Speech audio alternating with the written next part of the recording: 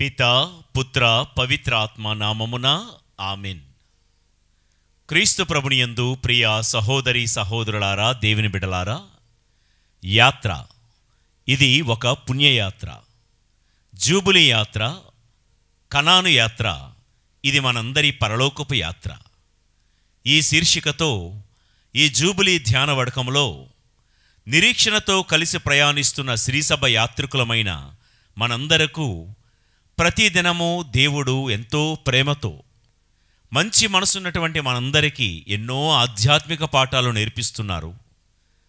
గడిచిన 64 రోజులుగా ఈ ప్రయాణంలో, ఈ యాత్రలో నాడు ఇజ్రాయేలీయుల ఎడారి యాత్రను మనం ధ్యానిస్తూ దేవుడు వారికి ఆ యాత్రలో నేర్పినటువంటి పాఠాలే మనము కూడా ఈ జూబిలీ యాత్రలో, ఈ పుణ్యయాత్రలో నేర్చుకుంటూ ఎక్కడెక్కడ సరిదిద్దుకోవాలో, సరిచేసుకోవాలో, మన బ్రతుకులను ఎక్కడెక్కడ క్రమపరుచుకోవాలో ప్రతిరోజు నేర్చుకుంటూ ఈరోజు 65వ రోజు ధ్యానాంశానికి మరొక్కసారి మనందరినీ పిలిచిన ఆ దేవునికి కృతజ్ఞత తెలుపుతూ 65వ రోజు మన ప్రయాణంలో మన ధ్యానాంశం చూస్తున్నారు కదా.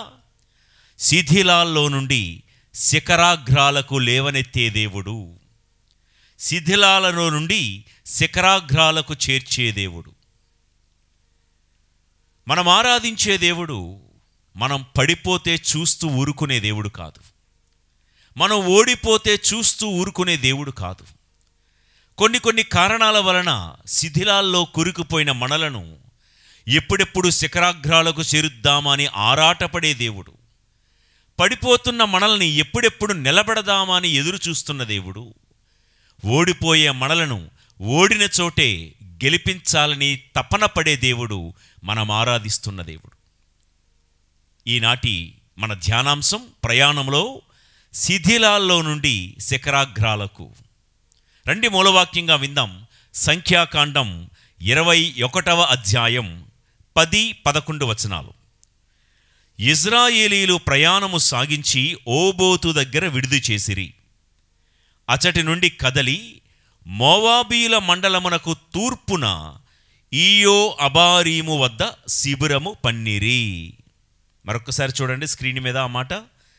అచ్చటి నుండి కదలి మోవాబీయుల మండలమునకు తూర్పున ఈయో అబారీము వద్ద శిబిరము పన్నిరి. ప్రియులకు దేవుని బిడ్డలారా, నిన్నటి రోజునే మనం ధ్యానించాము. ఇజ్రాయేలీయుల ఎడారి యాత్రలో ఓబోతు అనే ప్రాంతంలో వారు మకాం చేశారు. ఓబోతు అన్న మాటకు అర్థం నేళ్ల తిత్తి, చర్మపు సంచి అని మనం విన్నాం. జంతు చర్మాన్ని చీల్చి ఒక సంచిలాగా, ఒక తిత్తిలాగా అల్లి అందులోనే వారు నీరు పోసుకుంటూ ప్రయాణంలో బడలెక తీర్చుకుంటూ ఉండేవాళ్ళు. దీని ఆత్మీయ కోణంలో దేవుడు మనకు నేర్పించిన పాఠం ఏంటంటే, పొట్టేళ్ల గొర్రెల చర్మాన్ని చీల్చి ఎలాగైతే ఒక వాటర్ బ్యాగ్ లాగా, ఒక వాటర్ బాటిల్ లాగా, ఒక వాటర్ స్కిన్ లాగా వాళ్ళు వెళ్ళారో, క్రీస్తు యొక్క చర్మము కూడా చీల్చబడగా ఏర్పడినటువంటి ఈ జీవము గల దేవుడి సంఘం, ఆ సంఘంలో సభ్యులైన మీరు నేనే ఆ నీళ్ల తిత్తి.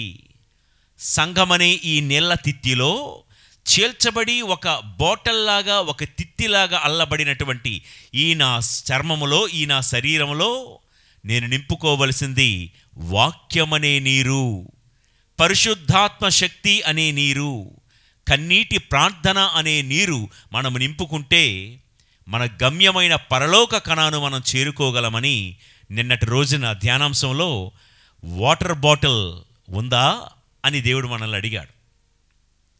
ఈరోజు వారు ఓబోతు నుండి బయలుదేరి మోవాబు మైదానమునకు, మోవాబీల మండలమునకు తూర్పున ఉన్న ఈయో అబారీము వద్ద శిబిరము పన్నిరి.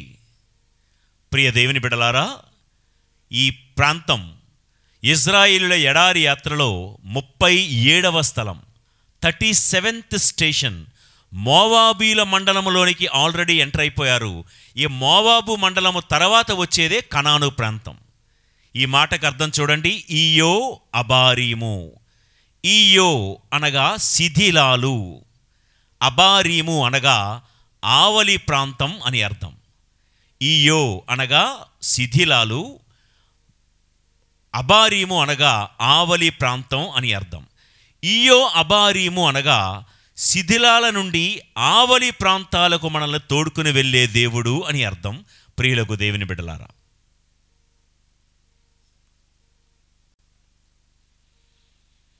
ప్రియ దేవుని బిడ్డలారా, ఈయో అబారీము అనే ఈ 37వ స్థలం గొప్ప అర్థాన్ని మనందరికీ కూడా బోధిస్తూ ఉంది. శిథిలాల్లో కూరుకుపోయినటువంటి ప్రజలను ఆవలి ప్రాంతాలకు, ఆవలి తీరాలకు అద్దరికి చేర్చే దేవుడు అని. అంటే మనం టైటిల్ పెట్టుకున్నట్లుగా శిథిలాల్లో ఉన్న వారిని శిఖరాగ్రాలకు, ఆవలి తీరాలకు, శిఖరాగ్రానికి నడిపించే దేవుడు మనం ఆరాధిస్తున్న దేవుడు. ప్రియులారా, మన జీవితంలో కొన్ని తప్పుడు నిర్ణయాలు, తొందరపాటు నిర్ణయాల వలన మన జీవితాలు శిథిలావస్థలో కూరుకుపోయి ఉండొచ్చు. మన జీవితంలో కొన్ని కారణాల వలన, కొన్ని పరిస్థితుల వలన ఒకప్పుడు బాగా బ్రతికిన వాళ్ళమే శిథిలాల కింద కూరుకుపోయి ఉండవచ్చు. కొన్నిసార్లు కొంతమంది వ్యక్తుల వలన, కొన్ని పరిచయాల వలన, కొన్ని స్నేహాల వలన, మరికొన్నిసార్లు కొన్ని వ్యసనాల వలన, కొన్ని అలవాట్ల వలన బాగా ఉన్న బతుకులు చాలా శిథిలాలని, ఆ యొక్క బాధల క్రిందకు కూరుకుపోయి ఉండవచ్చు. ఈరోజు దేవుణ్ణి ఎదుట మనం ప్రశ్నించుకుందాం. వాక్యం ఆలకిస్తున్న నా ప్రియ సహోదరి సహోదరుడా, మీరు ఏ శిథిలాల కింద కూరుకుపోయారు?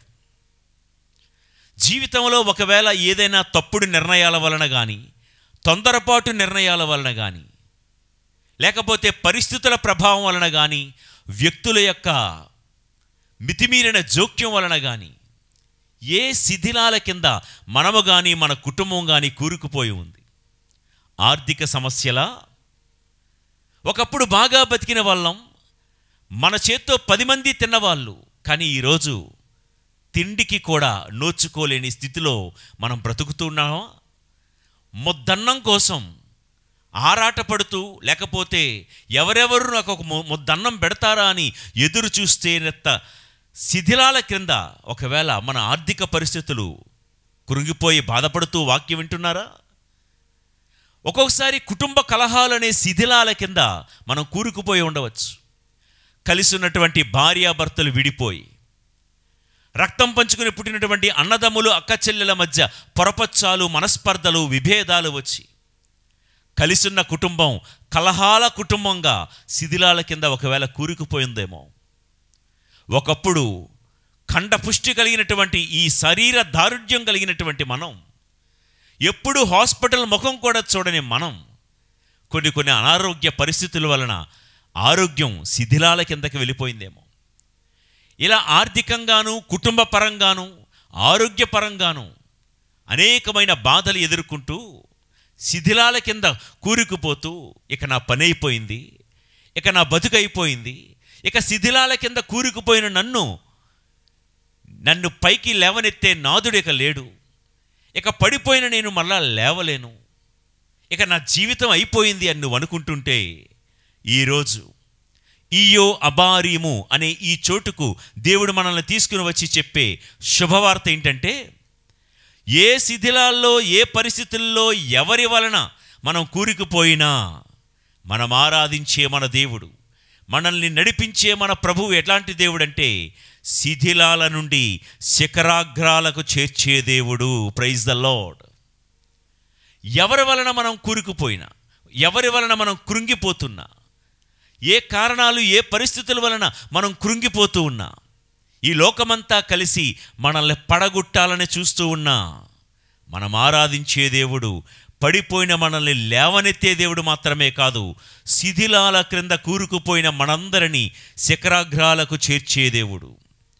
బైబిల్ గ్రంథంలో శిఖరాల మీద కూర్చున్న వారందరూ ఒకప్పుడు శిథిలాల క్రింద కూరుకుపోయిన వారే.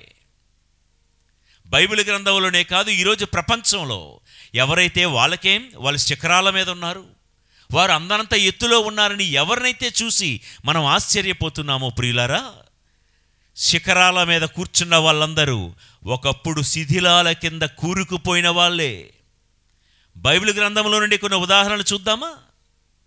యోసేపు ఐగుప్తు దేశానికి ఫరో రాజు తర్వాత అంతటి ఉన్నత అధికారిగా శిఖరం మీద నిలబడ్డాడు, సింహాసనం మీద కూర్చున్నాడు. అడుగుదాం, యోసేపు గారా, మీరు ఈరోజు శిఖరాల మీద కూర్చున్నారు, సింహాసనం మీద కూర్చున్నారు. మీ జీవితం పుట్టినప్పటి నుండి మీరు సిల్వర్ స్పూన్తోనే మీరు పుట్టారా? మీ జీవితంలో కష్టాలు లేవా, బాధలు లేవా అంటే యోసేపు పాత నిబంధన గ్రంథంలో చెప్పే మాట ఏంటంటే, లేకనేమయ్యా, 12 ఏళ్ల ప్రాయం ఉన్నప్పుడే నా సొంత అన్నలే నన్ను శిథిలాల కింద కూరుకుపోయేలా చేశారు. బ్రతికున్నా నేను చచ్చిపోయానని నా తండ్రికి చావు వార్తలు మోసుకుపోయి బతికుండగానే నా ఫోటోకు దండం వేసి నన్ను శిథిలాల కింద చేర్చేశారు మా అన్నలు. బతికుండగానే నన్ను గోతిపాలు చేశారు. ఇష్మాయేలులకు బానిసలుగా నన్ను అమ్మేశారు. మరి పొతీఫరు ఇంటి వద్ద చెయ్యని నేరానికి నేను జైలు శిక్ష అనుభవించాల్సి వచ్చింది. సిగ్గుతో సుమారు 13 సంవత్సరాల పాటు చెరలో ఉండాల్సి వచ్చింది. ఇవన్నీ శిథిలాల కింద కూరుకుపోలేదా నేను? ఇంత శిథిలాల్లో ఉన్నా ఏ రోజు యోసేపు దేవుణ్ణి స్తుతించుట, దేవుణ్ణి ప్రార్థించుట మానలేదు. ఏ రోజు యోసేపు దేవుణ్ణి మర్చిపోలేదు. బైబిల్ గ్రంథంలో చదువుతాము, దేవుడు యోసేపునకు తోడై ఉండెను కనుక యోసేపు దినదినాభివృద్ధి చెందుచుండెను. ప్రియులారా, శిథిలాల క్రింద ఈయో అబారీము అంటే శిథిలాల్లో మనం ఉన్న శిథిలాల్లో నుండి ఆవలి వైపునకు, ఏ వైపునకు? ఉన్నతమైన శిఖరాగ్రాల వైపుకు దేవుడు మనల్ని నడిపిస్తాడు అని. మరొక ఉదాహరణ బైబిల్ గ్రంథంలో యోబు భక్తుడు శ్రీమంతుడే, శిఖరాల మీద ఉన్న జీవితం.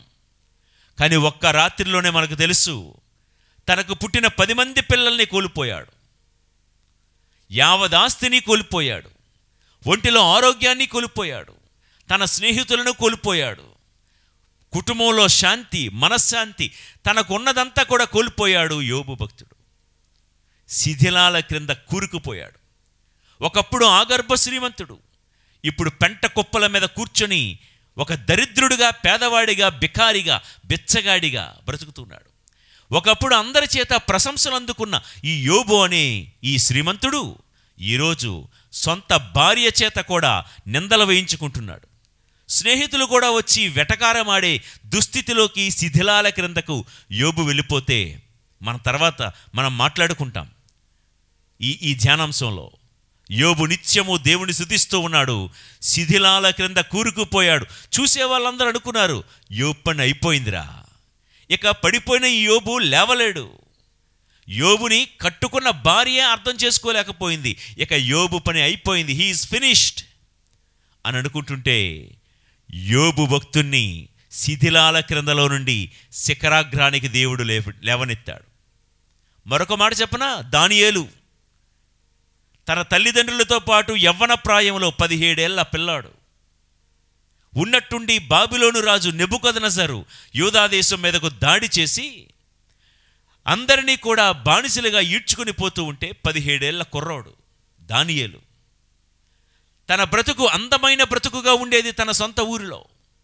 12 ఏళ్ల కుర్రాడు మామూలుగా ఎంత అందమైన కలలు కంటూ ఉంటాడో అలాంటి అందమైన కలలను కంటున్న వేళ నెబుకద్నెజర్ రాజు వచ్చి కాళ్ళుకి చేతులకు బేడీలు వేసి సంకెళ్లతో ఈడ్చుకుని పోతూ ఉంటే తన కలలతో పాటు తన జీవితం కూడా శిథిలాల కింద వెళ్ళిపోయింది.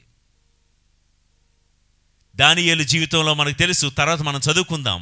దానియేలును దేవుడు ప్రధానులకే ప్రధానుడిగా, దేశం కాని దేశంలో, బాబిలోను దేశంలో అధికారులకే అధికారిగా, ప్రధానులకే ప్రధానిగా దేవుడు ఈ దానియేలును నియమించాడు. ప్రియులకు దేవుని బిడ్డలారా,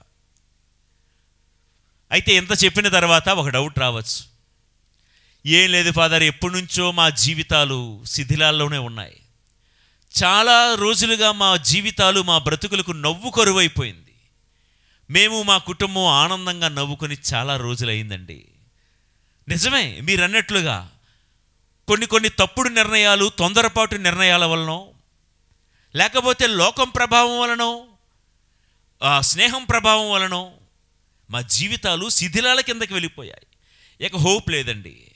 మరలా శిథిలాల కింద కూరుకుపోయి, కష్టాలలో కూరుకుపోయిన మేము మరలా మా బతుకులు బాగుపడతాయనే ఆశ మాకు లేదండి అని మీరు అంటున్నారా? ఒక్క మాట చెప్తాను, వినండి ఓపికతో. సంఖ్యాకాండం 17వ అధ్యాయం మీరు తర్వాత చదువుకోండి. అక్కడ జరిగిన ఒక సంఘటన మాత్రం మీతో పంచుకుంటాను. అహరోను గారి చేతిలో ఒక ఎండిపోయిన కర్ర ఉంది.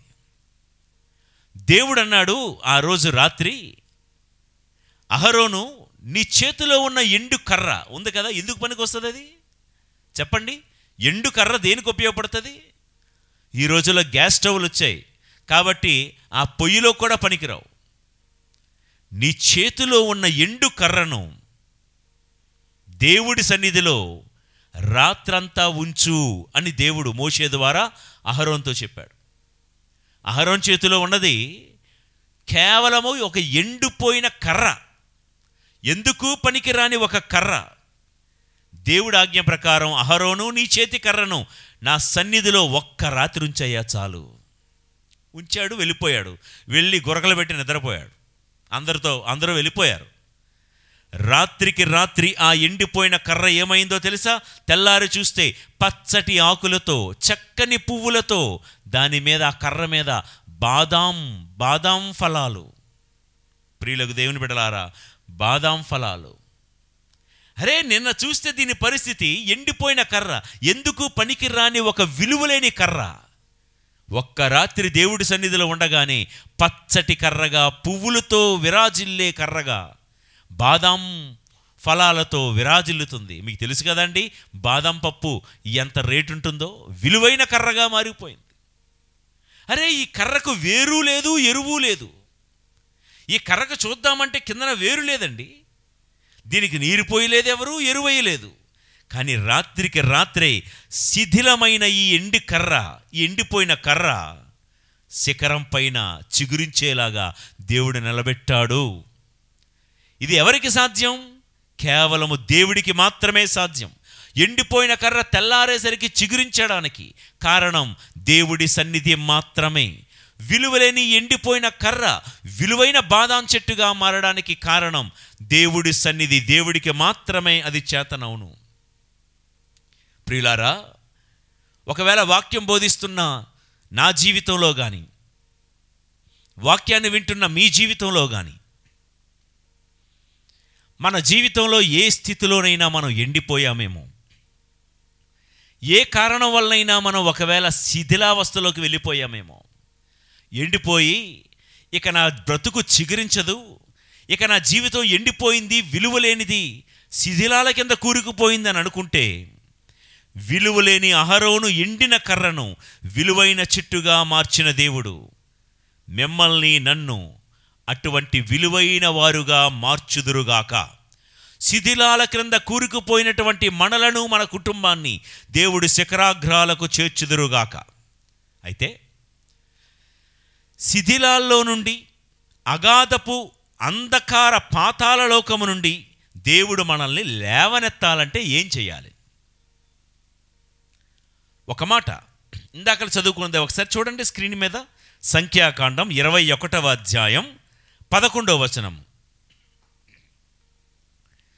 అచట నుండి కదలి మోవాబీయుల మండలమునకు తూర్పున ఈయో అబారీము వద్ద శిబిరము పన్నిరి. తూర్పున, ఆ మాట అండర్లైన్ చేసుకోండి. తూర్పున ఏం జరుగుతాయి చెప్పండి? తూర్పున అనగా సూర్యోదయము కదా, సూర్యోదయము. ఇక్కడ ఒక మాట గట్టిగా పట్టుకోండి. ఈయో అబారీము అనే ప్రాంతంలో ఏం జరుగుతుందంట? సూర్యుడు ఉదయిస్తాడు తూర్పున. అస్తమించే ప్రతి బ్రతుకులు కూడా ఉదయించే చోటు అని అర్థం. బైబిల్ గ్రంథాన్ని చదువుకున్నట్లుగా డబడబా చదువుకుని వెళ్ళిపోకూడదండి. ప్రతి పదం, ప్రతి అక్షరం ఇది పరిశుద్ధాత్మ దేవుని యొక్క చేతి వ్రాత. ప్రతి అక్షరం దగ్గర మనం ఆగాలి, ధ్యానించాలి. ఎందుకు తూర్పున? శిథిలాల్లో కూరుకుపోయిన నా బ్రతుకు శిఖరాగ్రాలకు చేరాలి అంటే తూర్పున ఏముంది? తూర్పున సూర్యుడు ఉదయిస్తాడు. అవును, నీతి సూర్యుడైన ప్రభువు, నీతి సూర్యుడైన ప్రభువు ఉదయిస్తే శిథిలాలలో ఉన్నటువంటి మన బ్రతుకులు శిఖరాగ్రానికి చేరుతాయి. వింటున్నారా ఈ మాట? ఇయ్యో అబారీము ఎక్కడుంది? తూర్పున ఉంది. తూర్పున అంటే సూర్యుడు ఉదయించే చోటున ఉంది. అలాంటి నీతి సూర్యుడైన ప్రభువు మన బ్రతుకుల్లో ఉదయిస్తేనే శిథిలాల క్రింద కూరుకుపోయిన మన బ్రతుకులు శిఖరాగ్రానికి చేరుతాయి. ఓకే, ఇప్పుడు అలాంటి నీతి సూర్యుడైన ప్రభువు నాలోనూ మీలోనూ ఉదయించాలంటే, శిథిలాల క్రింద కూరుకుపోయిన మన బ్రతుకులు శిఖరాగ్రానికి చేరాలి అంటే మనం ఏం చెయ్యాలో ఇయ్యో అబారీం అనే ఈ ప్రాంతంలో దేవుడు మనకు నేర్పిస్తున్నారు. ఒక 5 విషయాలు మనం త్వరగా నేర్చుకొని ప్రార్థన చేసుకుందాం. శిథిలాల క్రింద ఉన్న మనం శిఖరాగ్రానికి చేరాలి అంటే నీతి సూర్యుడైన ప్రభు మనలో ఉదయించాలి. అలా ఉదయించాలంటే ఏం చేయాలి? నంబర్ 1, దేవుడి ముఖం చూస్తూ రోజు సాగిపోదాం. ఏంటండి? దేవుడి ముఖం చూస్తూ మన దినచర్య ప్రారంభమే దేవుడి ముఖం చూస్తూ ఆరంభం అవ్వాలి. మూలవాక్యంగా చదువుకున్న తర్వాత వివరిస్తాను. ఆదికాండం 32వ అధ్యాయం 30 నుండి 31 వచనాలు. నేను దేవుని ముఖాముఖి చూచితిని, అయినను బ్రతికి బయటపడితిని అనుకుని యాకోబు ఆ చోటుకి ఫెనుయేలు అని పేరు పెట్టెను. ఫెనుయేలు అనగా దేవుని ముఖము అని అర్థం. యాకోబు ఫెనుయేలు నుండి సాగిపోవుచుండగా ప్రొద్దు పుడిచెను. చూడండి అన్నమాట. యాకోబు ఫెనుయేలు నుండి సాగిపోవుచుండగా ప్రొద్దు పొడిచెను. ప్రియులకు దేవుని బిడ్డలారా, జాగ్రత్తగా వినండి. యాకోబు గారి జీవితం ఒకసారి చూస్తూ వినండి. తండ్రి అయిన ఇస్సాకు దగ్గర నుంచి ఆశీర్వాదాలు పొందుకొని యాకోబు ఏం చేశాడంటే బేర్షెబా దాటి హారాను వైపుగా వెళ్తూ బేతేలులో తలదాచుకున్నాడు. ఓకే, ఇది 20 సంవత్సరాల క్రితం జరిగిన సంఘటన యాకోబు జీవితంలో. 20 సంవత్సరాల క్రితం జరిగిన సంఘటన మీకు జ్ఞాపకం చేస్తున్నాను. మీకు తెలుసు కదా, ఇస్సాకు వేట మాంసం అడిగాడు, యాకోబు తీసుకుని వచ్చి ఇచ్చాడు. ఇస్సాకు ఆశీర్వదించాడు. ఆశీర్వదించగానే ఏసావు మీద భయంతో యాకోబు ఏం చేశాడు? తండ్రి నుండి పారిపోతూ ఎక్కడి నుంచి వెళ్ళాడు? బేర్షెబా దాటి హారాను మీదుగా బేతేలు వెళ్ళాడు. బేతేలునకు వచ్చాడో లేదో యాకోబు గారి జీవితంలో చీకట్లు అలుముకున్నాయి. అసలు ఇంతకీ అడుగుదాం, యాకోబు గారు మీరు ఎక్కడికి వెళ్తున్నారు?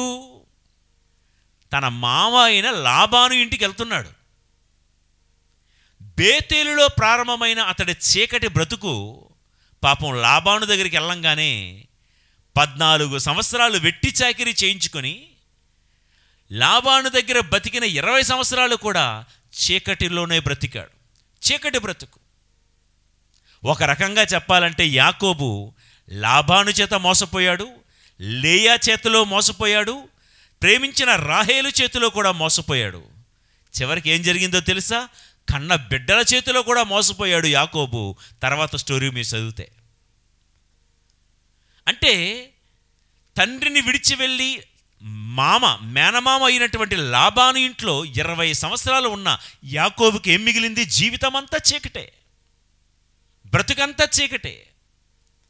20 సంవత్సరాలు ఉన్న తర్వాత మళ్ళా వాళ్ళ నాన్నను కలుసుకోవడానికి తిరిగి వస్తున్నాడండి. లాబాను దగ్గర నుంచి తిరిగి వస్తున్న క్రమంలో ఫెనుయేలు అనే ప్రాంతంలో ఆగాడంట. ఈ ఫెనుయేలు అనే ప్రాంతంలోనే మీకు జ్ఞాపకం ఉంటే యాకోబు గారు దేవుడి దూతతో కుస్తీ పడ్డం, నువ్వు నన్ను దీవించుదాకా నేను నిన్ను వదలను అని చెప్పడం, దేవుడి దూత తుంటి నరం మీద కొట్టడం, తుంటి నరం విరిగిపోతే కుంటుకుంటూ వెళ్ళడం, ఇవన్నీ సంఘటనలు జరిగింది ఇక్కడే యబ్బోకు అనే రేవు దగ్గర ఫెనుయేలు అనే ప్రాంతంలో. ఇంతకీ ఎందుకు ఫెనుయేలు అని పేరు పెట్టాడు యాకోబు ఆ ప్రాంతానికి అంటే, అయ్యో దేవుణ్ణి నేను ముఖాముఖిగా చూచితిని కదా అని ఫెనుయేలు అని పేరు పెట్టాడు. అంటే దేవుడి ముఖము అని అర్థం. The face of God. అక్కడ విన్నారో లేదో మీరు, ఫెనుయేలు అని పేరు పెట్టగానే యాకోబు పెనుయేలు నుండి సాగిపోవుచుండగా, యాకోబు పెనుయేలు నుండి సాగిపోవుచుండగా ప్రొద్దు పొడిచెను. అంతవరకు ఏమైందట? చీకటిగా ఉంది. నేను ఎలా చదువుతాను? యాకోబు దేవుడి ముఖము చూచి సాగిపోవుచుండగా అంతవరకు ఉన్న చీకటి తొలగిపోయి పొద్దు పొడవను ఆరంభించెను. ప్రియ దేవుని బిడ్డలారా, సహోదరి సహోదరులారా, జాగ్రత్తగా వినండి. శిథిలాల కింద కూరుకుపోయిన మన బతుకు శిఖరాగ్రాలకు చేరాలని మీ అందరికీ లేదండి? ఖచ్చితంగా ఉంది. శిథిలాల కింద కూరుకుపోవడం అంటేనండి, ఉదాహరణకి పిల్లలకి అన్నీ ఇచ్చారు, కానీ ఎంత చదువుకోరా అని చెప్పినా సరే చదువు ఆపటం లేదు. పొద్దుస్తమాను టీవీ సెల్లు, చదువు మీద ధ్యాస లేదు. అదే పిల్లాడు బతుకు శిథిలాల కిందకి వెళ్ళిపోవడం. భగవంతుని ప్రార్థన చేయండి, దేవుడికి దండం పెట్టుకోండి అంటే దేవుడికి తప్ప టీవీకి, సెల్లకి, సినిమాలకి అన్నిటికీ దండం పెట్టే పిల్లల బతుకులు శిథిలాల కింద వెళ్ళిపోతున్నాయి. ఏమయ్యా, తాగుడు మానయ్యా, జోదం మానయ్యా అని ఎంత బతిమలాడుతున్నా భార్య మాట, పిల్లల మాట పట్టనట్లుగా తన వ్యసనాల్లోనే తాను మునిగిపోయిన ఒక భర్త బతుకు శిథిలాల కింద కూరుకుపోయినట్లే. ఆ ఇంటి ఇల్లాలు సౌమ్యంగా ఉండకుండా గయ్యాలితనంతో ఇక్కడ మాట అక్కడ, అక్కడ మాట ఇక్కడ చేరవేసే అటువంటి సూర్యకాంతం లాంటి మనస్తత్వం ఉందనుకోండి, ఆ ఇంటి ఇల్లాలు కూడా శిథిలాల కింద కూరుకుపోయినట్లేనండి. ఇలాంటి మనుషులందరూ కూడా శిఖరాల మీదకి చేరాలి అంటే మన దినచర్య ఆరంభం దేవుడు ముఖం చూడడంతో ఆరంభమవ్వాలి. Praise the lord. దేవుడు ముఖం చూడాలి. యాకోబు జీవితంలో ఏం జరిగింది? 20 సంవత్సరాలు చీకట్లోనే బ్రతికాడు. ఎప్పుడైతే ఫెనుయేలు అనే ప్రాంతంలో దేవుడి ముఖాన్ని చూశాడో అతడి జీవితంలో పొద్దు పొడవడం ప్రారంభించింది. అంటే సూర్యుడు ఉదయించడం ప్రారంభించాడు. అంటే చీకట్లు తొలగిపోయి వెలుగు ఉదయించడం ప్రారంభించింది. యాకోబులో జరిగింది మీలో నాలో జరగాలి అంటే నంబర్ 1, మన దినచర్య దేవుని ముఖం చూడడంతో ఆరంభమవ్వాలి. ఫెనుయేలు అనుభవం అంటే దేవుడి ముఖం చూస్తూ మన దినచర్య ప్రారంభమవ్వాలి. అందుకే 42వ కీర్తన 2వ వచనంలో భక్తుడు చక్కటి మాట మాట్లాడతాడు. ఆ మాట ఒక్కసారి చదువుతాను వినండి. 42వ కీర్తన 2వ వచనము, సజీవుడవగు దేవుడవైన నీ కొరకు నా ప్రాణము ఆరాటపడుచున్నది, నీ దివ్యముఖమును నేనెప్పుడు దర్శింతునా అని తపించుచున్నది. నీ దివ్యముఖమును ఎప్పుడెప్పుడు దర్శింతునా అని నా హృదయము తపించుచున్నది. Start your day with the lord. ప్రియ దేవుని బిడలారా, చాలామందికి సెంటిమెంట్లు ఉంటాయండి. ఉదయం పడకల మీద నుంచి లేచి లేవంగానే చాలామంది నా కూతురు ముఖం చూడాలి, నా కొడుకు ముఖం చూడాలి, మా అమ్మగారి ముఖం చూడాలి. కొంతమంది నిద్ర లేచి లేవంగానే ఎలా అనుకుంటూ చేతుకున్న వ్రేళ్ళు చూసుకుంటారు, వారి హస్తరేఖలు చూసుకుంటారు. వాళ్ళకున్న సెంటిమెంట్ ఏంటంటే కలిసి వస్తుంది కదా అని. అందుకే రోజు ఆ వ్యక్తి ముఖమే చూస్తారు. బైబిల్ గ్రంథం ఏం నేర్పిస్తుందో తెలుసా? నీ ముఖమును ఎప్పుడెప్పుడు చూచుదునా అని నా హృదయము ఆరాటపడుచున్నది. దేవా, ఈ మనుషుల ముఖాలు చూసేదానికంటే నీ దివ్య ముఖముతో చూడడంతోనే నా దినచర్య ఆరంభమవ్వాలి. రాత్రి పడుకున్నంత నుండి ఉదయం లేచేటంత వరకు మన శరీర భాగాలన్నీ క్రమం తప్పకుండా పనిచేయడానికి కారణభూతుడు ఆయన దేవుడి ముఖం చూడాలి. శ్వాస ఆగిపోకుండా శ్వాస నిరంతరాయంగా సాగే ఆ ఉచిత శ్వాసని ఇచ్చే ఆ దేవుడి ముఖాన్ని చూస్తూ మన దినచర్య ఆరంభమవ్వాలి. ప్రియులారా, ఎక్కడో చదివిన ఒక మాట, ప్రార్థనా గదిలో నువ్వు గెలిస్తే రోజంతా నువ్వు ఎక్కడికి వెళ్ళినా ఎవరి ముందైనా నువ్వు గెలవగలవు. ఏంటట?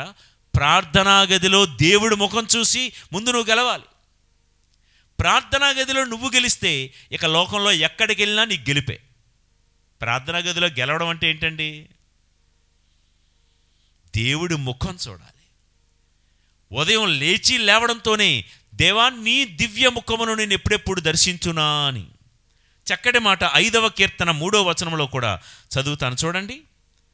ప్రభూ, వేకువన నీవు నా ప్రార్థన ఆలకింపుము, ప్రాతకాలమున నేను నీకు ప్రార్థనలు అర్పించి వేచియుందును. వేకువన ఎంత మాట అంటే, చెట్ల మీద పక్షుల కిలకిల రావాలు ఇంకా ఆరంభం అవ్వకముందే, మసీదుల్లో ఇంకా అల్లా అనేటువంటి ఆ పాట వినిపించకముందే, మసీదుల్లో ఇంకా నమాజు ఆరంభం అవ్వకముందే, గుడి గోపురాల మీద సుప్రభాతాలు ఇంకా వినిపించకముందే నీ ఇంటిలో దేవుడి ముఖాన్ని చూసి ప్రార్థనా రాగాలు నీ ఇంటిలో నుంచి వినబడాలి.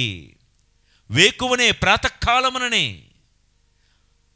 ఇంకా చర్చిల్లో గుడి గంటల మోగకముందే మన ఇంటిలో దేవుణ్ణి ఆరాధించడం ప్రారంభమవ్వాలి. ప్రియులకు దేవుని బిడ్డలారా, నీ కంఠస్వరం దేవుడికి మొదట వినిపించాలి.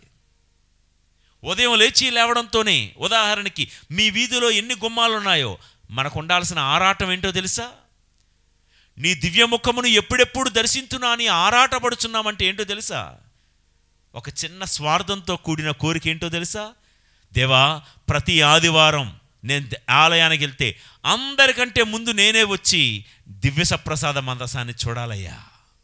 ఆరాటం. ఉదయాన్నే మా వీధిలో ఉన్న వాళ్ళందరికంటే ముందు నేను, నా కుటుంబమే నిద్రలేచి నా కంఠధ్వని నిన్ను స్తుతించేలాగున నన్ను దీవించు ప్రభువా. ఇటువంటి ఆరాటం ఉన్న వాళ్ళ జీవితాలు శిథిలాల్లో కూరుకుపోయినా వారిని శిఖరాగ్రాలకు దేవుడు లేవనెత్తుతాడు. ప్రియులకు దేవుని బిడ్డలారా, ప్రశ్నించుకుందామా? మన దినచర్య దేనితో ప్రారంభిస్తున్నాము? దేవుడి ముఖాన్ని చూస్తూ దినచర్య ప్రారంభిస్తున్నామా? దేవుడి ముఖం చూడడం అంటేనండి అని చేసి మళ్ళా న్యూస్ పేపర్ పట్టుకొని మన పని మనం చేయడం కాదు.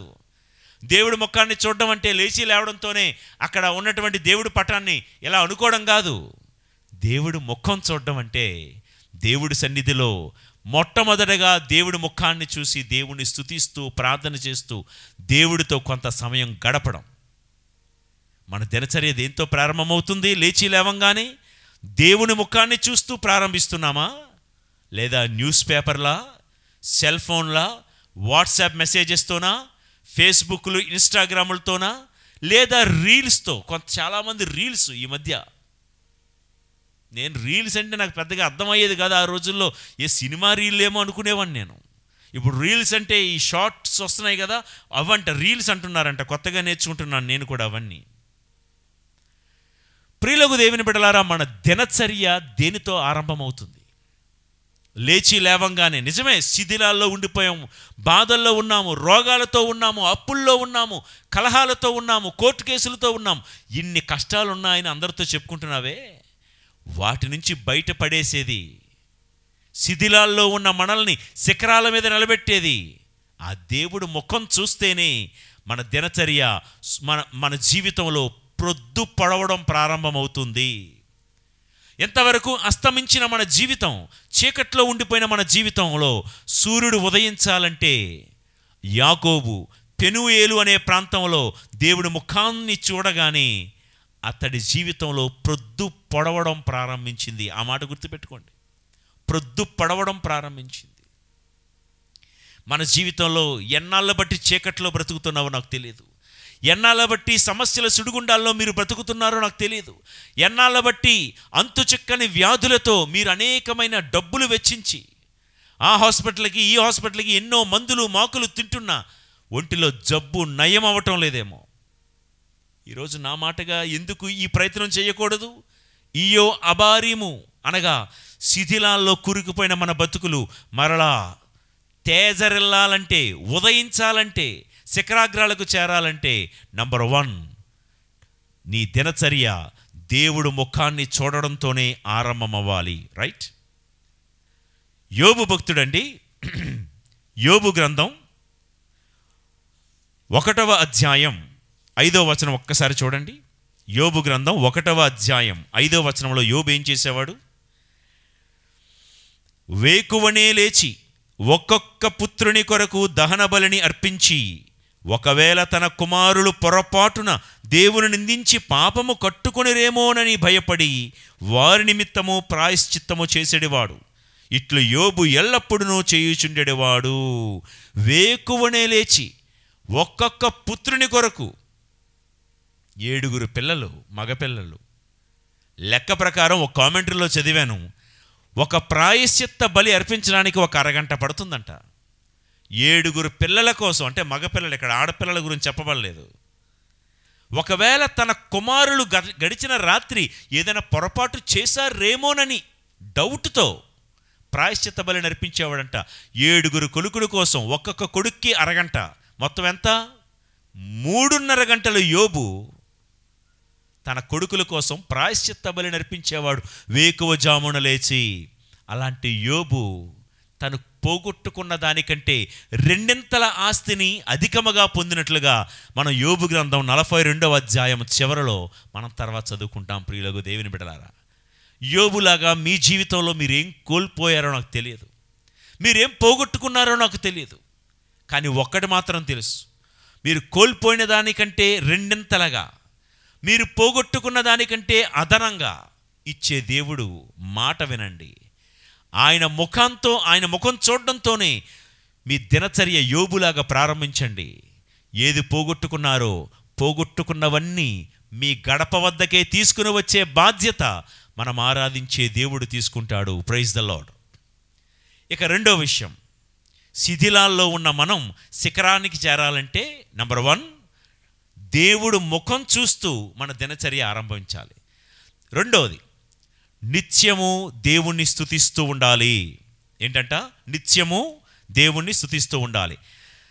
కీర్తనల గ్రంథం 113వ కీర్తన 3వ వచనము, 113వ కీర్తన 3వ వచనము, సూర్యోదయము నుండి సూర్యాస్తమయం వరకు ప్రభువు నామము వినుతింపబడునుగాక. చూసారా, అక్కడ రాయబడిన మాట. ఎప్పటి నుంచి ఎప్పటి వరకు అంటే సూర్యోదయము నుండి సూర్యాస్తమయం వరకు, తూర్పు నుండి పడవర వరకు ఏ ఏ ప్రాంతాలు ఉన్నాయో ప్రతి చోట దేవుని యొక్క నామము స్తుతింపబడునుగాక. మనం చూడండి, మన RCM సంఘంలో సూర్యోదయం నుండి సూర్యాస్తమయం వరకు ప్రతి క్షణం ఎక్కడో ఒక దగ్గర దివ్య బలి పూజ అర్పించబడుతూనే ఉంటుంది. మనం ఇక్కడ దివ్య బలి పూజ చేస్తున్నామంటే అమెరికా వాళ్ళు గురకలు పెట్టి నిద్రపోతారు, వాళ్ళు పూజ చేస్తున్నప్పుడు మనం నిద్రపోతాం. అలా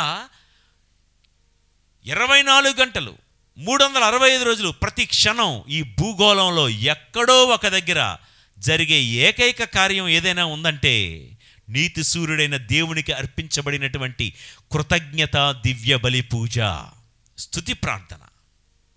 అక్కడ ఫాదర్లో, అక్కడ సిస్టర్లో, ఉపదేశులో, విశ్వాసులో, బిషప్పులో ఎవరో ఒకరు ఎక్కడో ఒక దగ్గర నిత్యము దేవుణ్ణి స్తుతిస్తూనే ఉంటారు. ప్రియులకు దేవుని బిడ్డలారా, చెప్పేది ఒకటే, మన జీవితంలో పొద్దు పడవాలంటే, సూర్యుడు ఉదయించాలంటే, మన జీవితంలో కూడా శిథిలాల్లో నుండి శిఖరాగ్రాలకు చేరాలంటే నువ్వే స్థితిలో ఉన్నా దేవుని స్తుతించు. నువ్వే స్థితిలో ఉన్నా దేవుని స్తుతించు. మీకు తెలుసు కదా, నీవు చేసే స్తుతే నీ స్థితిని మారుస్తుంది. ఏంటట? మనం చేసే స్తుతే మన స్థితిని మారుస్తుంది. ప్రియులారా, ఒకవేళ మన స్థితి మారినా నీ స్థుతి మాత్రం మార్చుకోకు. ఒకప్పుడు బాగా నలిగిపోయాం, బాగా చితికిపోయాం. చాలామంది నాకు తెలుసండి, అసలు తినడానికి ముద్దన్నం కోసం తాపత్రయపడే రోజులు ఉన్న వాళ్ళు నాకు చాలామంది తెలుసు. దేవుడి కృప వారిని కరుణించాడు. కాస్త స్థితి మెరుగుపడినాక నెమ్మదిగా స్తుతించడం మానేసిన వాళ్ళు నెమ్మదిగా దేవాలయానికి రావడం మానేశారు. ఎప్పుడో తెలుసా, ఎప్పుడో పండక్కో పబ్బానికో కారు మీద దిగి, అది కూడా దివ్య బలి పూజకు లేటుగా వచ్చి త్వరగా వెళ్ళిపోయే వాళ్ళు చాలామంది నాకు తెలుసు.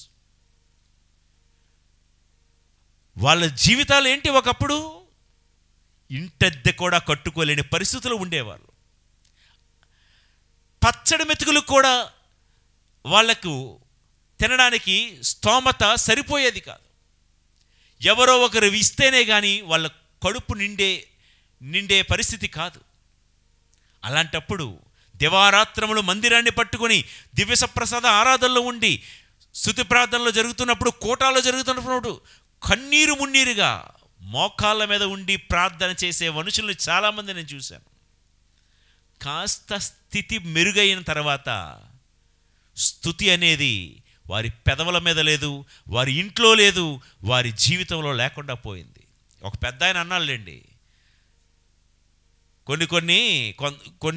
కొన్ని చోట్ల ఏసీ గదుల్లో ప్రార్థన చేయడం మొదలు పెడుతున్నారు. ఈ ఏసీ గదులు వచ్చిన తర్వాత యేసయ్యనే మర్చిపోయారన్నాడు ఆయన. వాస్తవమే కదా. ఏసీ గదులు వచ్చిన తర్వాత, అది మన దేవాలయాల్లోనైనా, లేకపోతే ప్రేయర్ హాల్లోనైనా, లేకపోతే మన ఇంట్లోనైనా, ఏసీ గదులు వచ్చిన తర్వాత యేసయ్యనే మర్చిపోయారంటండి ఆయన అంటున్నమాట. ప్రియులకు దేవుని బిడ్డలారా, స్థితి మారినా నీ స్తుతి మాత్రం మారద్దు. నిత్యము దేవుని స్తుతించు. యోబులాగా. యోబు ఏ స్థితిలో ఉన్నా దేవుని స్తుతించడం మానలేదు. అందుకే యోబు గ్రంథం 1వ అధ్యాయం 8వ వచనంలో తర్వాత చదువుకోండి. సాక్షాత్తు దేవుడే యోబు గురించి సాక్ష్యం పలికాడు, యోబు నా భక్తుడు అని. అయితే ఒక మాట, నిత్యము స్తుతించే యోబు జీవితం కూడా తలక్రిందులైపోయిందిగా. నిత్యము స్తుతించిన ఈ యోబు బ్రతుకు కూడా శిథిలాల కింద కూరుకుపోయింది కదా. అవునండి. నిత్యము మనం స్తుతించిన, ప్రార్థన చేసిన ఒక్కొక్కసారి అది మనం తీసుకునే తొందరపాటు నిర్ణయాలు కావచ్చు, పరిస్థితులు, వ్యక్తుల యొక్క ప్రభావం కావచ్చు, మరికొన్నిసార్లు దేవుని పరీక్షార్థము కావచ్చు. నిత్యము స్తుతించిన యోబు బ్రతుకు తలక్రిందులైపోయినట్లే, శిథిలాల కింద కూరుకుపోయినట్లే. నిత్యము స్తుతించిన దానియేలు జీవితం సింహాల బోనులో ఇరుక్కుపోలేదా? నిత్యము స్తుతించిన ఆ అగ్నిగుండంలో ముగ్గురు యువకులు షడ్రక్, మెషక్, అబేద్నెగోలు అగ్నిగుండంలో త్రోయబడలేదా? శుభవార్త ఏంటంటే, స్తుతించు వారికి కష్టాలు వస్తాయి. కష్టాలు వచ్చినా ఆ శిథిలాల్లో నుండి దేవుడు వారిని శిఖరాగ్రాలకు చేరుస్తాడు. కష్టాలు, సిలువలు, శ్రమలు కొద్ది కాలమే. యోబు జీవితంలో శిథిలాల కిందకి వెళ్ళిపోయిన శిఖరాల మీదకు చేర్చాడు దేవుడు. దానియేలు జీవితంలో సింహాల బోనులోకి వెళ్ళిన సింహాసనం మీద కూర్చోబెట్టాడు. షడ్రక్, మేషక్, అబేద్నెగో లాంటి ఈ ముగ్గురు యువకులను దానియేలు గ్రంథంలో అగ్నిగుండంలో తోసేసిన వాళ్లకు కూడా దేవుడు ఒక ఉన్నతమైనటువంటి ఉద్యోగాలను కల్పించి దేవుడు వారిని లేవనెత్తాడు. ప్రియులకు దేవుని బిడ్డలారా, మనం అనుకుంటాం, ఎంత నీతిగా బతుకుతున్నా, ఎంత భక్తిగా బ్రతుకుతున్నా, నా జీవితంలో ఎందుకు ఈ కష్టాలు, నా జీవితం ఎందుకు తలకిందులైపోతుంది, నా జీవితంలో కూడా సింహాల బొడులో ఎందుకు పడిపోవలసి వస్తుంది, ఎంత న్యాయంగా, ఎంత మంచిగా అందరినీ అర్థం చేసుకుంటూ పోతున్నా నా జీవితంలో కూడా ఎందుకు అగ్నిగుండం లాంటి పరిస్థితులు ఎదుర్కోవాల్సి వస్తుందంటే, అమ్మా, కష్టాలు రాక తప్పవు. కానీ శిథిలాల క్రింద కూరుకుపోయినా నిన్ను శిఖరాగ్రాన నిలబెట్టే దేవుడి మాట విని నిత్యము ఆ దేవుని స్తుతిస్తూ ఉండు.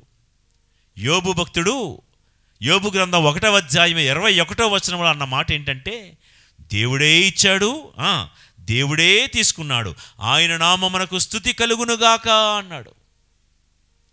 ఏమయ్యా యోబు, ఒక్క రాత్రి నీ పిల్లలు చనిపోతే, నీ ఆస్తి అంతటినీ కోల్పోతే నీకు బాధ లేదు? నీ ఆరోగ్యం అంతా చెడిపోతే నీకు బాధ లేదంటే, దేవుడే ఇచ్చాడయ్యా, దేవుడే తీసుకున్నాడు అని చెప్తూ అక్కడితో ఆపకుండా ఆయన నామమునకు సదా స్తుతి కలుగునుగాక. ప్రియులకు దేవుని బిడ్డలారా, యోబు భక్తుడు చూడండి ఎంత చక్కటి మాట అంటాడో, అది నాకెందుకో చదవాలనిపిస్తుంది. యోబు గ్రంథం 13వ అధ్యాయము 15వ వచనములో, ఒకానొకప్పుడు యోబు ఎలాంటి స్థితిలోకి, ఎలాంటి శిథిలాల క్రిందకి వెళ్ళిపోయాడో ఆ మాటలు వినండి. నేను ఆశలెల్లా విడనాడి తిని, దేవుడు నన్ను చంపినా చంపుగాక, ఆయన ముందు నేను నిర్దోషినని మాత్రము నిరూపించుకుందును. ఏంటంటున్నాడు? నా ఆశలన్నీ విడనాడి తిని శిథిలాల కిందకి వెళ్ళిపోయాడు. ఇంకా చస్తే బాగున్ను, దేవా నన్ను చంపేసినా పర్వాలేదు, నువ్వు నన్ను చంపినా అంటున్నాడు ఆ మాట. దేవా, నీ ముందు మాత్రం నేను నిర్దోషిగా నిలబడతా. దోషిగా నిలబడిన ఎందుకు? పెదవుల మీద ఎప్పుడు దేవుణ్ణి స్తుతిస్తూనే ఉన్నాడు. కాబట్టి నా ప్రియ దేవుని బిడ్డలారా, ఈ స్తుతే యోబు జీవితంలో అతన్ని శిఖరాగ్రానికి చేర్చింది. ఇది నేర్చుకుందామా? మన జీవితంలో మనల్ని శిఖరాలకు చేర్చేది గొసగొసలు కాదు, చాడీలు కాదు. ఇక్కడదక్కడ అక్కడదెక్కడ చెప్పితే కొన్నాళ్ళు శిఖరాల మీద ఎక్కినట్టు కనబడతాం మనం. ఈ రోజుల్లో చాలామంది శిఖరాలు ఎక్కేస్తున్నారు, సింహాసనాలు అధిరోహిస్తున్నారు. ఎలా? వారి గురించి వీరి గురించి చాడీలు చెప్పుకొని, చెప్పుడు మాటలు చెప్పుకొని, వాళ్ళకి రావాల్సిన ప్రమోషన్స్ వీళ్ళు కొట్టేసి, చాలా చాలా కట్టుకథలల్లి. ఈ అధికారులు కూడా అలాంటి వాళ్ళే, చెప్పుడు మాటలు వినేసే టైప్ అన్నమాట. చాలామంది అధికారులు, చాలామంది రాజులు కూడా ఉన్నారు ఆ జాబితాలో బైబిల్ గ్రంథంలో. అలా మనకు అనిపిస్తూ ఉంటుంది ఒక్కొక్కసారి, అరే అవకాశాలు కోల్పోతున్నామా అని. కానీ యోబు జీవితంలో శిథిలాలలో ఉన్నవాడు శిఖరాలకు ఎలాగెళ్ళాడయ్యా అంటే నిత్యము దేవుణ్ణి స్తుతిస్తూ ఉన్నాడు. ప్రశ్నించుకుందాం, శిథిలాల క్రింద బ్రతుకుతున్న మన జీవితంలో కష్టాలు వచ్చినప్పుడు, బాధలు వచ్చినప్పుడు ఏం చేస్తున్నాము, ఏమని ఆలోచిస్తున్నాం? యోబులాగా స్తుతిస్తున్నామా? లేదా గుసగుసలాడుకుంటూ, సనుగుకుంటూ, గొనుగుకుంటూ, లేకపోతే చీ దేవుడా నాకు ఎందుకు ఈ బతుకు, నేను సూసైడ్ చేసుకుంటాను, ఆత్మహత్యలు చేసుకుంటాను, ఇలాంటి ఆలోచనలు ఏమన్నా వస్తున్నాయా? ప్రియులారా, కష్టాలు ప్రతి ఒక్కరికి వస్తాయి. ఈ లోకంలో ఎవరు అతీతులు కాదు. కానీ కష్టం వచ్చిన ప్రతిసారి మనం ఏమనుకుంటామంటే, నాలాంటి కష్టం ఎవ్వరికీ లేవండి, నాకు అన్ని కష్టాలు ఉన్నాయి అనుకుంటాం. ఈరోజు నువ్వు కష్టాల్లో ఉన్నమాట వాస్తవమే. కానీ ఇంకా నిజమేంటో తెలుసా? శిథిలాల్లో ఉన్న నిన్ను శిఖరాగ్రాలకు చేర్చేది నీ నోటి వెంట వచ్చే గొసగొసలు, పాడు మాటలు, చావు మాటలు కాదు. దేవుని స్తుతించు. ఇది చరిత్ర. మన స్తుతే శిథిలాల్లో నుండి శిఖరాగ్రాలకు మనల్ని చేర్చగలదు. ఇయో అబారీం అంటే శిథిలాల నుండి అవతల ప్రాంతాలకు తీసుకువెళ్ళే చోటు. నెంబర్ 1, ఎలా జరుగుతుంది ఇది? శిథిలాల్లో నుండి శిఖరాగ్రాలకు నేను ఎలా చేరగలను? నా బ్రతుకులో నీతి సూర్యుడైన ప్రభు ఉదయిస్తే, ఆయన అలా ఉదయించాలంటే ఉదయాన్నే ఆయన ముఖాన్ని నేను చూసేవాడిగా ఉండాలి. నా దినచర్య ఆయన ముఖంతోనే ప్రారంభం అవ్వాలి. నెంబర్ 2, నిత్యము స్తుతి ప్రార్థన నా జీవితంలో ఉండాలి. ఇక 3వది, దయా కనికరము కలవానిగా బ్రతకాలి. అప్పుడే మన జీవితంలో సూర్యోదయం ప్రారంభమవుతుంది. దయా కనికరం కలవారై బ్రతకాలి. యోబు ఏమంటున్నాడంటే, నా జీవితంలో నేను ఎప్పుడు పేదవారికి, వితంతువులకు, అనాథులకు ఎప్పుడు సేవ చేస్తూనే, ఒక కన్న తండ్రి తన బిడ్డలను ఆదరించినట్లుగా అందరినీ నేను ఆదరిస్తూ వారిపై దయా జాలి చూపించాను అని. ప్రియులారా, ఇతరులపై జాలి చూపితే దేవుడు కూడా మనలను శిథిలాల్లో నుండి పైకి లేవనెత్తి శిఖరాగ్రానికి చేరుస్తారు. మత్తయి సువార్త 5:7లో మనకు తెలుసు, దయామయులు ధన్యులు, వారు దయను పొందుతారు. మనం ఎవరికైనా దయను కనికరాన్ని చూపిస్తే దేవుడు మన పట్ల కూడా దయను కనికరాన్ని చూపించి శిథిలాల్లో ఉన్న మన బ్రతుకులను శిఖరాలకు లేవనెత్తుతారు అని ఈ 3వ పాయింట్గా మనం నేర్చుకుందాం. ఇయో అబారీము శిథిలాల్లో ఉన్న వారిని శిఖరాగ్రాలకు దేవుడు ఎలా లేవనెత్తుతాడు? మన దినచర్య దేవుడు ముఖం చూడడంతోనే ఆరంభం అవ్వాలి. నెంబర్ 2, నిత్యము మన స్థితి ఏదైనా మన నోట స్తుతి ప్రార్థన మాత్రం మానకూడదు. నెంబర్ 3, ఇతరులకు మనం దయ, జాలి, కనికరాన్ని చూపిస్తే దేవుడు కూడా మన పట్ల దయ చూపించి, సామెతల గ్రంథంలో ఉంది కదా, నీళ్లు పోయేవాడికి దేవుడే నీళ్లు పోస్తాడు. ఒకవేళ నిప్పులు పోసామనుకోండి, దేవుడే వారికి నిప్పులు పోస్తాడు. అందుకని ఎప్పుడూ కూడా ఇతరుల పట్ల దయతో, ప్రేమతో, కనికరంతో మనం ఉండాలి. ప్రభు అన్నారు, ఈ చిన్నవారిలో ఏ ఒక్కరికి నువ్వు ఏం చేసినా అది నాకు చేసినట్లే అని.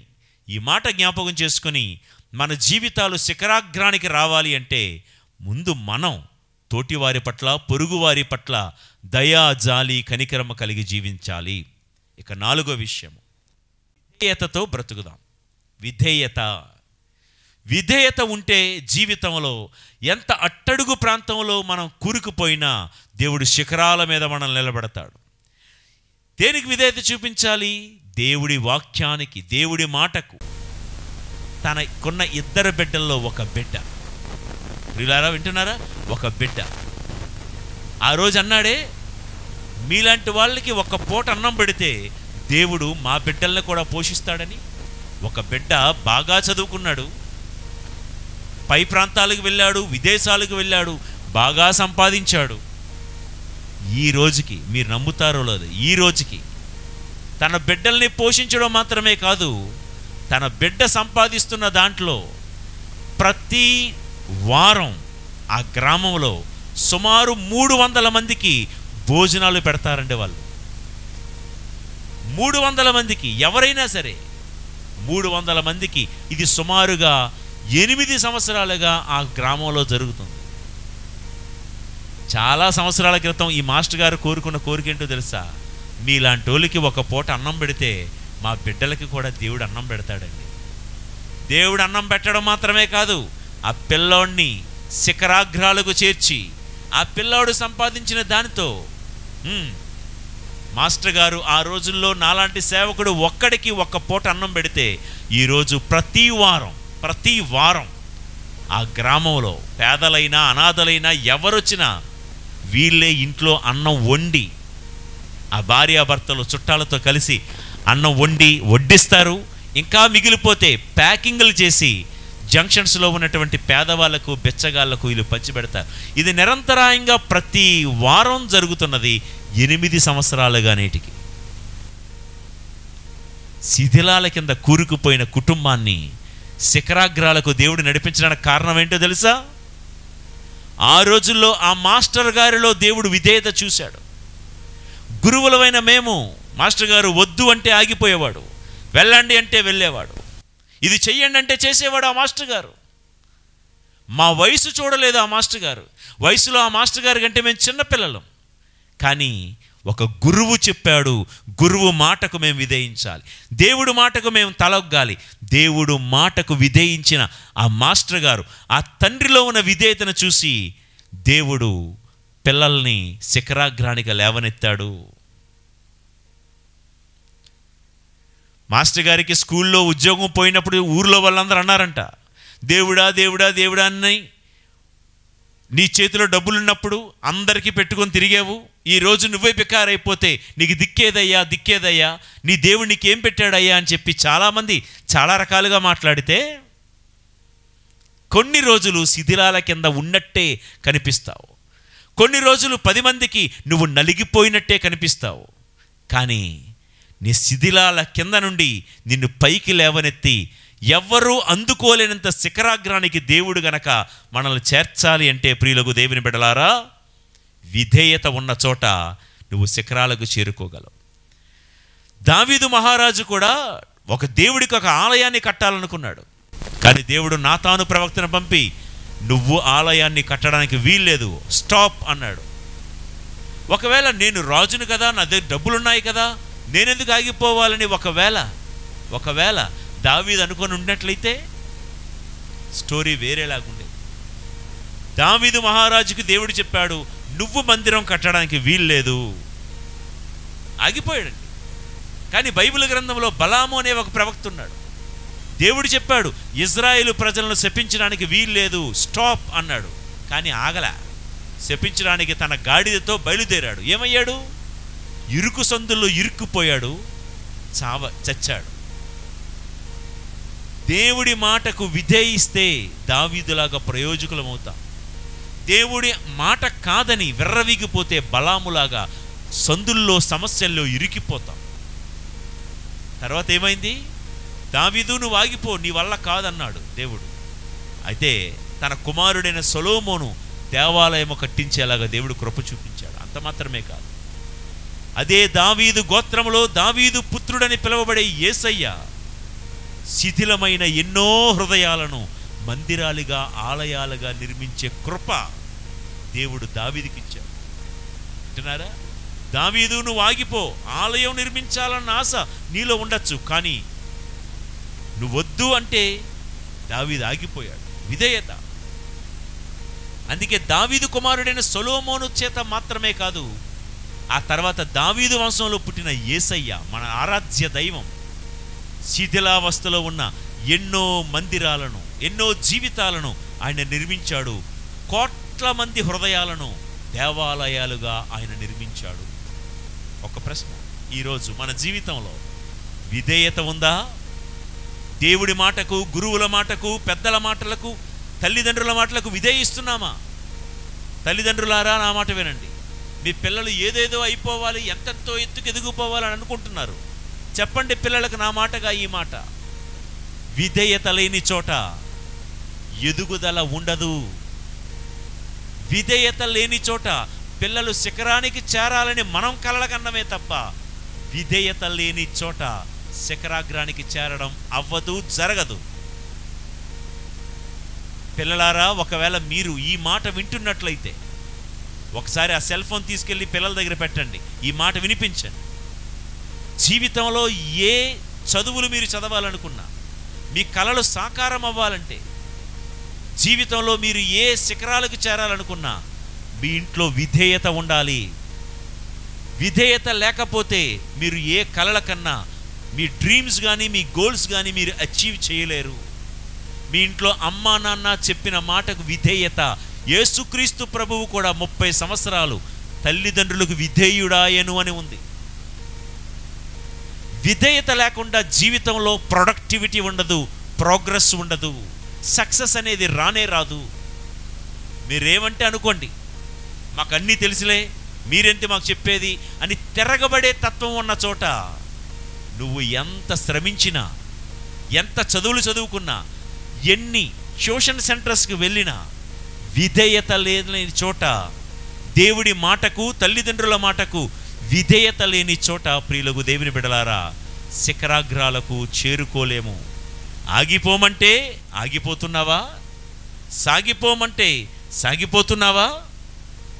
ఒక్కసారి ఆలోచించు. ప్రియులారా, పెళ్లి సంబంధాల విషయంలో చూడండి. ఒక తండ్రి తన కూతురికి పెళ్లి సంబంధాలు చూసే క్రమంలో ప్యారిష్ ప్రీస్ట్ నాకు ఫోన్ చేసి అడిగిన 3 ప్రశ్నలు నేను మీతో పంచుకుంటా. ఫాదర్, ఆ అబ్బాయి గురించి ఒక ఇన్ఫర్మేషన్ కావాలి. మామూలుగా చాలామంది ఏమడుగుతారంటే, వాళ్ళ కమ్యూనిటీ, వాళ్ళ క్యాస్ట్ ఇదేనా అండి అడుగుతారు. ఆ అబ్బాయి వాళ్ళ తల్లిదండ్రులు ఎలాంటి వాళ్ళు, వాళ్ళ ఫ్యామిలీ బ్యాక్గ్రౌండ్ ఏంటి, వగేరా వగేరా అడుగుతారు. ఇక మూడోది ఏంటంటే, ఆ అబ్బాయి నిజంగా ఉద్యోగం చేస్తున్నాడా, ఆ ఉద్యోగం మంచిదేనా, మీకేం తెలుసా, ఆ జీతవత్యాలు ఏంటి, శాలరీ ఎంత స్కేలు, వగేరా వగేరా అడుగుతారు. మాకు తెలిస్తే చెప్తాం, లెత్తలేదు. కానీ ఈ తండ్రి నా హృదయాన్ని గెలుచుకున్నాడండి ఆయన వేసిన ప్రశ్నలు. వాళ్ళ అమ్మాయికి పెళ్లి సంబంధం కుదిరింది, అది మీ ప్యారిష్ అబ్బాయే.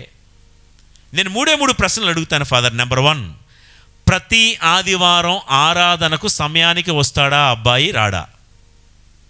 ప్రతి ఆదివారం దేవాలయానికి దివ్య బలి పూజకు టైంకి వస్తాడా, రాడా? నెంబర్ 1. రెండోది, గుడికొచ్చి జస్ట్ వచ్చి వెళ్ళిపోయే టైపా, లేకపోతే మీకు ఏవైనా సహాయం చేస్తాడా, దేవాలయంలో ఏమైనా సహాయం చేస్తాడా? మూడోది,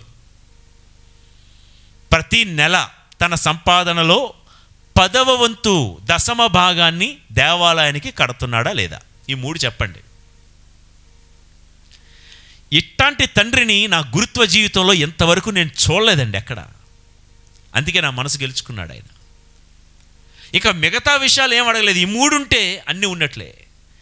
దేవుడికే న్యాయం చేసిన వాడు ఇంటికొచ్చిన అమ్మాయికి న్యాయం చేయడా అని చెప్తూ నేను చెప్పాను. వెంటనే అందరికంటే 5 నిమిషాల ముందే వచ్చే వ్యక్తి ఇతనే. దివ్య బలి పూజకు ఆదివారమే కాదు, వీలైనప్పుడల్లా ప్రతిరోజు వస్తాడు. వచ్చామా వెళ్ళామా అన్నట్టుండడు. పూజ అయిన తర్వాత, పూజ అయిపోయిన తర్వాత కూడా ఏ పని ఉంటే ఆ పని, నేను ఏ పని అప్పచెప్తే ఆ పని చేస్తాడు.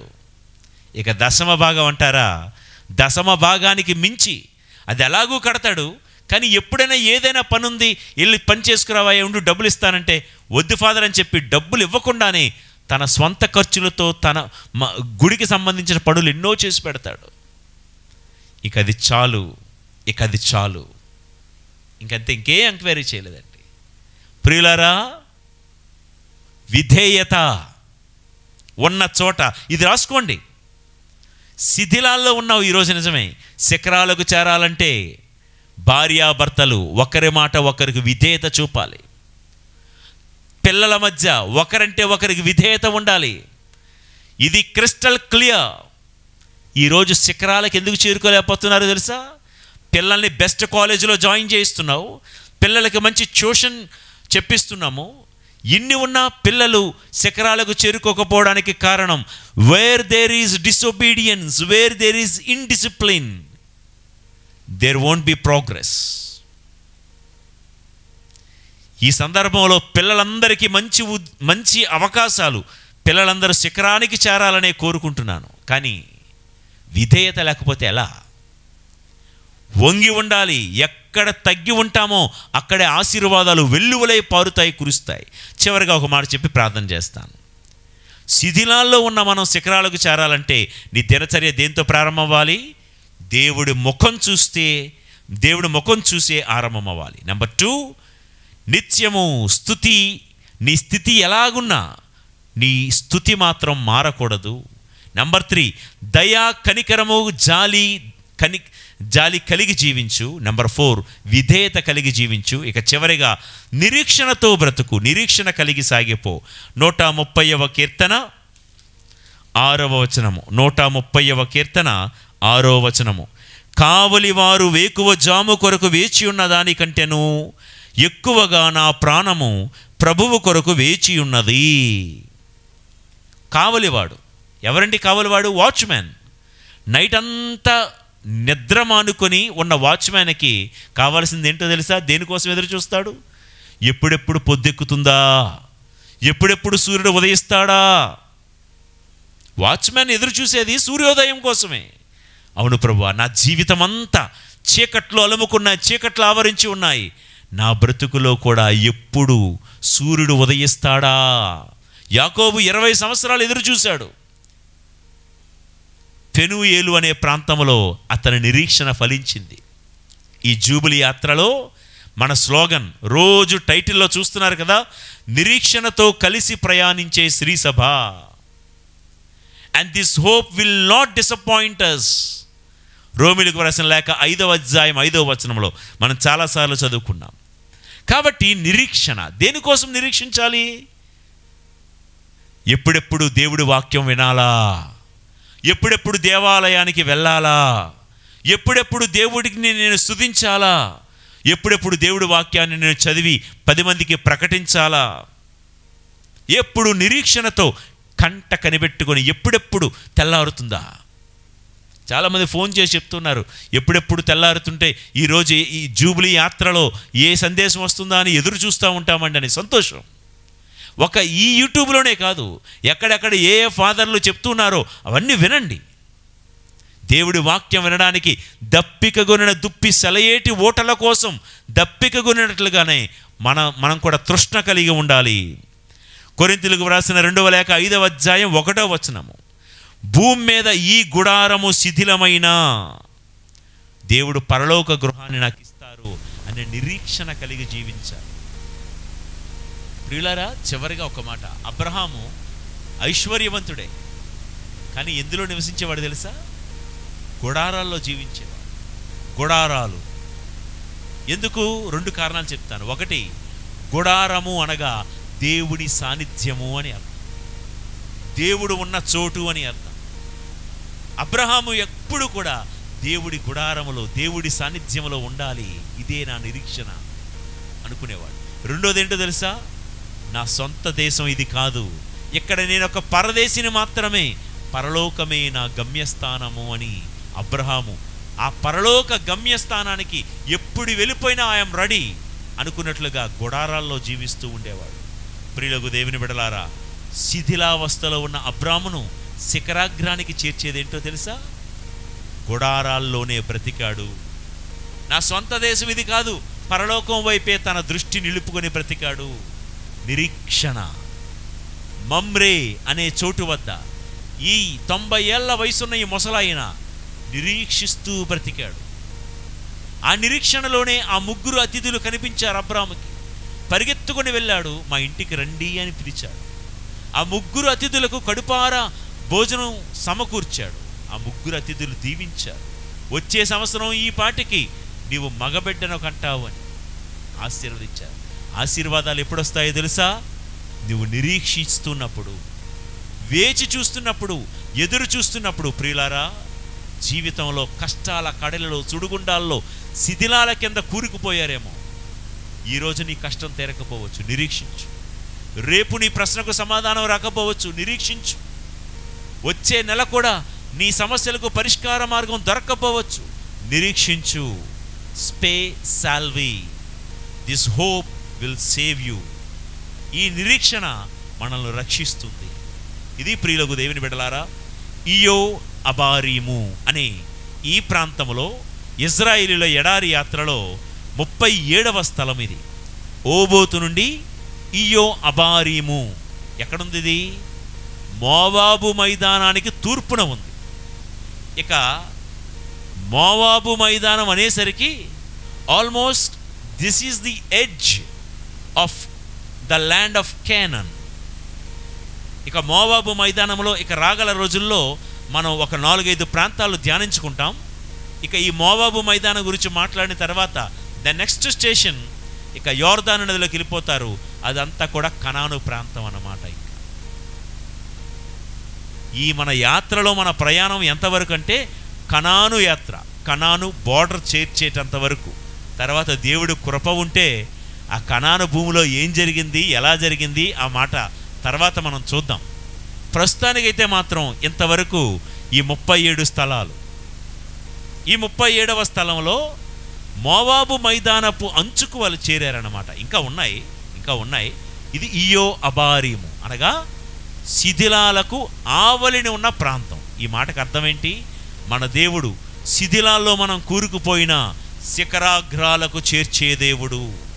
కారణాలు ఏవైనా, పరిస్థితుల ప్రభావం వలనో, తప్పుడు నిర్ణయాల వలనో మన జీవితాలు శిథిలాల కింద గనక ఉండిపోతే, అన్నిటికీ మించి ఆర్థికంగా మనం ఉన్నతంగా ఉన్నామేమో, ఆరోగ్యపరంగా కూడా శిఖరాల మీద ఉన్నామేమో, కానీ భక్తి జీవితం శిథిలాల కిందకి వెళ్ళిపోయిందేమో, విశ్వాస జీవితం శిథిలాల కింద క్రూలిపోయిందేమో, సంస్కారం, విలువలు, మర్యాద ఇటువంటివన్నీ కూడా పూర్వపు సాంప్రదాయాలు, ఆచారాలు, పెద్దలు నేర్పించిన విలువలన్నీ అట్టడుగుకు వెళ్ళిపోయాయేమో ఈరోజు. దేవుని ఒక్కటే ప్రార్థన చేద్దాం. దేవా, శిథిలాల కింద పడిపోయిన మా విలువలన్నీ శిఖరాగ్రాన నిలబెట్టు ప్రభువా. ఎన్నో సంఘాలు, ఎన్నో విచారణలు, ఏళ్ల తరబడి గత చరిత్ర వైభవం, కానీ ఈరోజు చూస్తే శిథిలాల కింద వాళ్ళ భక్తి నలిగిపోయింది. ఈరోజు ప్రార్థన చేద్దాం మనం. శిథిలాల క్రింద ఉన్న వారందరినీ ఇయో అబారీం అనే ఈ ప్రాంతంలో శిఖరాగ్రానికి చేర్చినట్లుగా ప్రతి సంఘాన్ని, కొన్ని సంస్థలు ఒకప్పుడు దేదీప్యమానంగా శిఖరాగ్రాన టాప్ లెవెల్లో ఉండేవి, ఇప్పుడు శిథిలాల కిందకి వెళ్ళిపోయాయి. వాటి కోసం ప్రార్థన చేద్దాం. శ్రీ సభలో ఉన్న నాయకులు, గురువులు, కన్యాస్త్రీలు కొంతమంది శిథిలావస్థలో ఉన్నారు, వారి కోసం ప్రార్థన చేద్దాం. చాలామంది ఉపదేశులు శిథిలాల కింద కూరుకుపోయారు. చాలామంది విశ్వాసుల భక్తి శిథిలాల కింద నలిగిపోతుంది. అందరి కోసం ప్రార్థన చేద్దాం. శిథిలాల కింద ఉన్న మన బ్రతుకులు శిఖరానికి చేరాలంటే నంబర్ 1 మన దినచర్య దేవుడి ముఖం చూడడంతో ఆరంభమవ్వాలి. నంబర్ 2 యోబులాగా నిత్యము స్థితి ఏదైనా మన నోట స్తుతి అనేది ఆగకూడదు. నంబర్ 3 ఎల్లప్పుడూ దయ, జాలి, కనికరం కలిగి బ్రతకాలి. నంబర్ 4 దేవుడి మాటకు విధేయత కలిగి జీవించాలి. నంబర్ 5 నిరీక్షణతో సాగిపోదాం. వేకువ జాము కొరకు కావలివాడు ఎదురు చూచినట్లుగా దేవుడి నుండి మన ప్రశ్నలకు జవాబు దొరికినంత వరకు వేచి ఉందాం, నిరీక్షిద్దాం. ఆ నిరీక్షణే మనల్ని శిఖరాగ్రాన నిలబెడుతూ ఉంది. ఈ ప్రయాణంలో, ఈ ప్రయత్నంలో దేవదేవుడు మనము కోరుకున్న రేవునకు మనందరినీ చేర్చుదురుగాక. ఆమేన్. ప్రార్థించుదము. మహాపరిశుద్ధుడా దేవా తండ్రి, ఇజ్రాయేలీయుల ఎడారి యాత్రలో ఇయో అబారీము అనే ప్రాంతానికి వారిని చేర్చి శిథిలాల్లో నుండి శిఖరాగ్రాలకు చేర్చే దేవుడవు నీవేనని మా అందరికీ బోధించినందుకు స్తోత్రాలు. యోసేపు, యోబు, దానియేలు లాంటి భక్తుల జీవితాల గురించి మేము విన్నప్పుడు అహరోను యొక్క ఎండిపోయిన కర్రను, విలువలేని కర్రను విలువైన చెట్టుగా మార్చినట్లు మా అందరి జీవితాలు కూడా నీవు విలువైన వారిగా మార్చగలవని, చీకట్లో అస్తమించినట్లుగా ఉన్నటువంటి మా బ్రతుకుల్లో కూడా ప్రొద్దు పొడిచే రోజులు నీవు తేగలవని మేము నమ్ముతూ ప్రార్థన చేస్తూ ఉన్నాం. దేవా, ఈ వాక్యాన్ని విన్న నేటి మొదలు మా జీవితంలో మా దినచర్యను దీవించండి. వాక్యములు వినట్లుగా మా దినచర్య నీ ముఖాన్ని చూడడంతోనే ఆరంభమవ్వాలి. నిన్ను స్తుతించడంతోనే, ప్రార్థించడంతోనే మా దినచర్య ఆరంభమవ్వాలి. పేపర్లతోనో, కాఫీతోనో, టీవీతోనో, సెల్ ఫోన్తోనో మా దినచర్య ఆరంభించకుండా మేము స్తుతించుటతోనూ, మేము ప్రార్థించుటతోనూ, నీ వాక్యాన్ని పఠించుటతోనూ మా దినచర్య ఆరంభమయ్యే అనుగ్రహాన్ని మాకు దయచేయి. పేదల పట్ల, ముఖ్యంగా ఇరుగు పొరుగు వారి పట్ల దయా కనికరము కలిగి జీవించే ఆ దయార్ద్ర హృదయాన్ని, నిర్మల హృదయాన్ని మాకు దయచేయమని, పెద్దల మాటకు మరి ముఖ్యముగా దేవుడువైన నీ వాక్యానికి బద్ధులమై విధేయులమై జీవించి కృప దయచేయమని, మా ఈ నిరీక్షణను ఫలింపచేయుమని మా నాథుడైన యేసు పవిత్ర నామములో ఈ ప్రార్థన చేయుచున్నాము తండ్రి. ఆమెన్. ప్రభువు మీతో ఉందురుగాక. మీ ఆత్మతోనూ ఉండునుగాక. సర్వశక్తిగల సర్వేశ్వరుడు పితా, పుత్ర, పవిత్రాత్మదేవుని దీవెనలు సర్వదా మీకు తోడై ఉండి మీ యాత్రలో నిత్యము మిమ్ము నడిపించి సర్వదా కాపాడుదురుగాక.